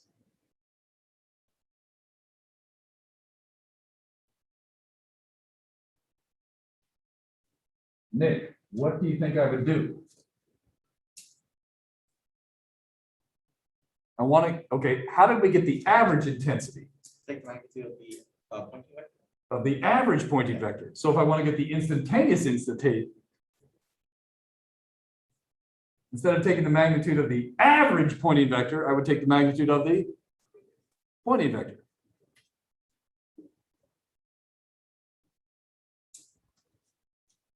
This means take the magnitude of it. Right? I would take the magnitude of what you said. E, the full vector, not just the max, crossed with the B, all over the mu naught. So if you want the intensity, why is this a lot more complicated? Remember, E and B, come on. That would have Z's in it and T's in it. Right? This has Z's in it and T's in it. So the B field is a function of Z and T. So when I come over here, the instantaneous intensity would have some ugly mess that's sine squared of KZ minus omega T in it. And so this would be something like, I'm going to get lazy and just write it in all black. Okay. This would be something like E max, B max, all over mu naught sine squared of KZ minus omega T. That's the intensity at every point in space, at every point in time. You tell me the Z and the T, I'll tell you the intensity at that one point. Is that what you wanted? Because that's what you asked. And that's what you got. I don't know if that's what you wanted. There are a lot of donuts. This is all we got. Is that good? It's because I didn't see the hacks in the like actual direction. I saw like loops and I'm like, Oh, well, keep in mind, Yeah. right? There'd be a magnitude of the, what's the magnitude? The E field had a J hat, right? yeah. Crossed with, what's the magnitude of the B field? -5. But what is, That's whoops, whoops. So you're right to worry about this, but what is that? What's J hat cross I hat, or, you know, what- okay. K hat? And then the negative makes it probably whatever. But what's the magnitude of K hat? It's a unit vector. Of 1. Does that make sense why I didn't write it now? Yeah. Sorry about that. Excellent question. And remember,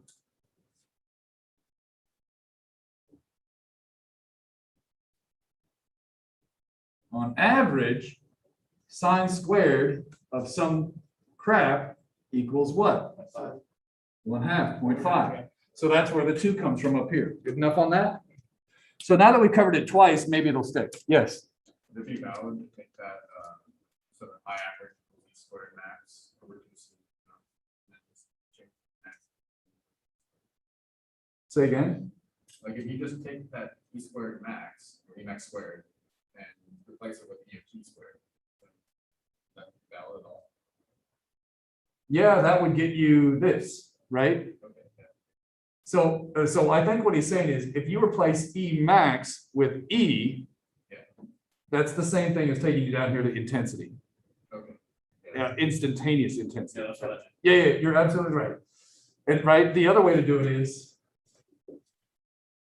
whoops, I don't know if that would be more or less complex than what we just. I don't know, it might be easier. It just depends on the problem, right? Generally speaking, it's easiest to write the whole problem in terms of E or B. Because do you agree, as we started this problem, I gave you E and we know everything. So why would you waste time with B if you didn't need it? So in this particular problem, I would not mess around with this B field at all, other than just writing down what the B field is in case somebody asks me. And I want to finish this so I don't screw it up. Notice there's no C in this one, just like there's no C in this one. The C is coming from that relationship.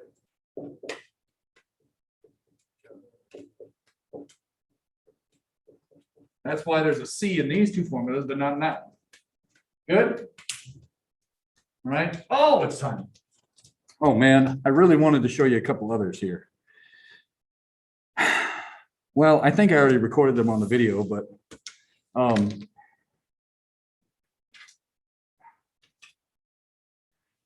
basically we got through everything except for, I think, 11, 12, and 11, 12, 13, and 14. So you got 4 left, okay? Now, did you notice we didn't use a lot of the energy of the photon in here? I think that's used in the others. Look at 33.12. Put a star next to that one. Like I said, that's the one. Remember there was that one equation earlier I told you to write down and I wasn't sure if it would show up on your test or not. It was that power equals the number per second times the energy. It shows up in 33.12. So make sure you do that one in case that's on your version of the test. You know what I'm saying? Yes, sir. A fun one, really quick, 33.13. An astronaut holds a laser in space. Tell me 2 ways the astronaut could use the laser to move. You're an astronaut, you're at rest, you're in space, you're holding a laser. What's one way you could use the laser to move? Let's pretend this is the laser. What's one way I could move? You're pointing at I could throw it at you, right? If I throw the laser that way, I produce momentum that way on this laser, I move backwards, agree? What's the other way? Turn it on. If I turn it on, the light moves that way. It carries momentum. I did the math in that problem there, that 33.13. I think I said if you left a 10-watt laser on all day long, you could get a 1 kilogram mass up to 3 millimeters per second by shining the laser all day. Now think about that. Usually, when you turn on the lights, you don't sit there and go, ah, these light particles are hurting my face, right? They don't have much momentum. If you want to do the math on it, you can check it out. However, flip the page real quick. Look at 33.14 and 33.16, right? These problems talk about the scenarios where you can actually cause the momentum of light to do something for you. A solar sail. And if you're curious, how big does the sail need to be? Work through 33.14, and it shows you this weird phenomenon. If your sail's too small, gravity pulls you into the sun. If your sail is big enough, you can actually be pushed away from the sun. And if you needed to do the math, it's all done for you there. That particular problem, 33.14, or maybe it's 33.15, I forget which one, goes into detail on that significance between the plane waves and the spherical waves, right? So if you need more practice on that, 33.16 shows how you can use light to levitate objects. It's pretty cool. There's lots of cool stuff on this. If you're curious, look up how optical tweezers work. We're done. Let's get your test back and get out of here. Any questions? Make sure you do those problems. Like I said, I don't remember what's on your test. I'm not trying to snow you with that stuff, right? There's something from 32, there's something from 33 from those problems I told you to do. It's very similar. I just don't know what it is at this point, all right? You got those practice tests. You've got all the practice solutions online, so you can go back and do the other sections tests from the whole semester, right? So you could do the version A tests, and the solutions are up there. I'm going to fix up one little typo in the solutions that Christian found. Niles, any questions from you, or are you good?